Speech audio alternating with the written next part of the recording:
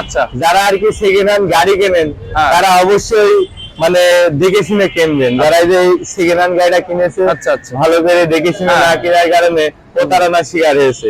সেটা হচ্ছে এই গাড়িতে কালকে আমরা ইঞ্জিন করেছি। আচ্ছা, 20,000 খরচ, আরো আনুষঙ্গিক দিয়ে প্রায় 30 প্লাস। তা এরা তো মনে করেন যে এক মিস্ত্রি নিয়ে গেছিল, সে দেখা যাচ্ছে ওই দিক থেকে এসে 2,000, এদিক থেকে এসে আরো 2,000, 4,000 খেয়ে গাড়িটা কিনে দিয়েছে। এবার মিস্ত্রির কাছে এসে দেখে যে গাড়ির মোবিল খাচ্ছে, তেল স্পকেট বা অন্যান্য আত্মাধিক সমস্যা। পরে দেখা যায় যে 30,000 খরচ। তা আপনারা যারা সেকেন্ড হ্যান্ড গাড়ি কিনবেন তারা অবশ্যই ভালো করে দেখে শুনে বুঝে কিনবেন, যাতে প্রতারণার শিকার আপনারা না হন। ঠিক আছে, ঠিক আছে, ঠিক আছে।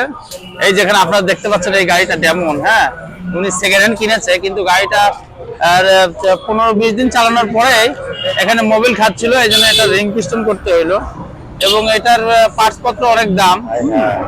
এটা হচ্ছে আপনার একটা টাইমিং চেন হচ্ছে 3800 টাকা, অবাক করা কাজ। যেখানে R15 1200 টাকা, GSX যেখানে 2300 টাকা, হ্যাঁ, সেখানে একটা ডেমনের GTX ডেমনের একটা টাইমিং চেন 3800 টাকা। তাহলে বলেন, সব গাড়ি আসলে চলবে না।